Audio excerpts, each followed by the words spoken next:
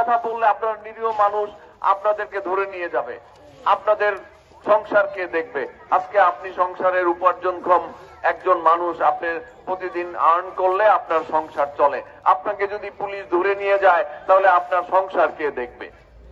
আপনারা অনেকে ভয়ে কথা বলতে পারেন নাই, আর যারা কথা বলেছেন প্রত্যেকের নামে মামলা, প্রত্যেকেই গ্রেপ্তার হয়েছে, প্রত্যেকেই জেল খেটেছে। কাজেই আপনাদের অধিকার প্রতিষ্ঠায় আমরা যেহেতু জীবন বাজি রেখেছি, আমরা যেহেতু আপনাদের এই ভোট সহ আপনাদের বাক স্বাধীনতা সহ সকল অধিকার রক্ষায় আমরা যেহেতু আপনাদের পাশে থেকে লড়াই করেছি, ওই দস্যু হাসিনার বিরুদ্ধে, খুনি হাসিনার বিরুদ্ধে, আপনারা দেখেছেন না 2 দিন আগে জাতিসংঘ থেকে একটি রিপোর্ট প্রকাশিত হয়েছে, সেখানেও হাসিনাকে ফেসিবাদী এবং সেখানেও হাসিনাকে বলেছে খুনি। কারণ সে জাতিসংঘের রিপোর্ট অনুযায়ী 1400 মানুষকে শুধু জুলাই মাসে হত্যা করেছে। এইরকম একটি গণহত্যা চালাতে পারে কে? একজন স্বৈরাচারের পক্ষেই সেটা সম্ভব। মানুষের ভোটে নির্বাচিত হয়ে কোন সরকার প্রধান কিংবা সরকারের পক্ষে এইরকম গণহত্যা চালানো সম্ভব নয়।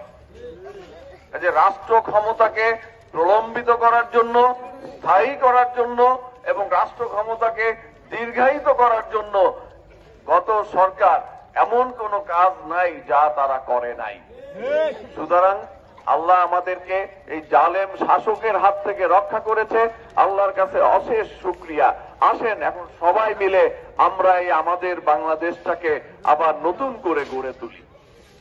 একজন মন্ত্রীর নাকি 360টা শুধু লন্ডনেই বাড়ি, আর উদাহরণ দিতে চাই না। তো একজন মন্ত্রীর 360টা শুধু লন্ডনে বাড়ি পাওয়া গেছে, এরপরে তার কানাডায় বাড়ি আছে, মালয়েশিয়াতে আছে, অস্ট্রেলিয়াতে আছে, সিঙ্গাপুরেও আছে।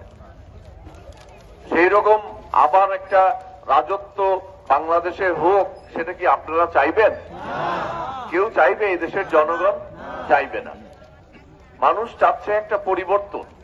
সেই পরিবর্তনের খবর নিয়েই কিন্তু আমরা আপনাদের সামনে এসেছি। এই যে এত রাতেও আপনারা অপেক্ষা করছেন, আপনারা কিন্তু একটা পরিবর্তনের কথা শুনতে চান, যে আমাদের ভাগ্যের কি পরিবর্তন হবে সেটাই কিন্তু আপনারা ভাবেন।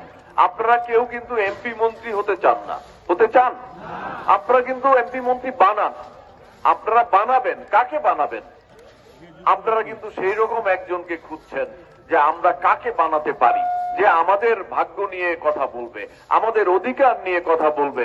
কি ঠিক কিনা? আমি যেটা মনে করি, আপনারা কিন্তু মনে মনে ভাবছেন যে আগামীতে আমাদের এমপি কাকে বানানো যায়, সেটাই কিন্তু আপনারা ভাবছেন। তো সেইটাই আমরা বলতে এসেছি যে আমাদের দলে পক্ষে আপনারা অবস্থান নেন।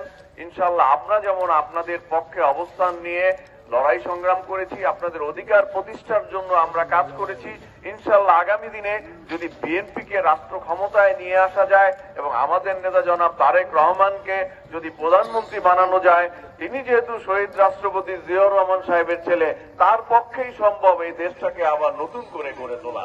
কারণ জিয়াউর রহমান 1971 সালে জীবন বাজি রেখে তিনি মুক্তিযুদ্ধের ঘোষণা দিয়েছিলেন। কত নেতাই তো ছিল, কেউ তো মুক্তিযুদ্ধের ঘোষণা দিতে এগিয়ে আসে নাই সাহস করে। পাকিস্তানিদের বিরুদ্ধে কেউ অস্ত্র ধরে নাই। জিয়াউর রহমান তো একটা সশস্ত্র বাহিনীতে, একটা সুশৃঙ্খল বাহিনীতে কর্মরত অবস্থায় তিনি যখন দেখলেন যে পাকিস্তানিরা আমাদের উপরে ঝাঁপিয়ে পড়েছে অস্ত্র নিয়ে, নিরীহ মানুষের উপরে নির্বিঘ্নে তারা মানুষ হত্যা করছে, তখন জিয়াউর রহমান বিদ্রোহ করলেন যে না, এইভাবে পাকিস্তানিদেরকে একেবারে মানুষ হত্যা করার লাইসেন্স দেওয়া যায় না। তিনি স্বাধীনতা যুদ্ধের ঘোষণা দিলেন। তো জিয়াউর রহমান ঘোষণা দিলেন, জিয়াউর রহমান রাষ্ট্রপ্রধান হলেন, রাষ্ট্র পরিচালনা করলেন। 3 বছর রাষ্ট্র পরিচালনা করার পরেও দেখা গেল তাকে যখন হত্যা করা হলো, দেখা গেল যে তার ব্যাংকে একটি মাত্র টাকাও পাওয়া গেল না।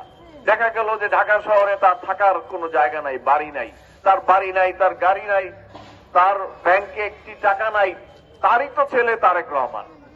তাহলে সেও তো আশা করি যে সেই রকম দেশ প্রেমের চেতনায় উদ্বুদ্ধ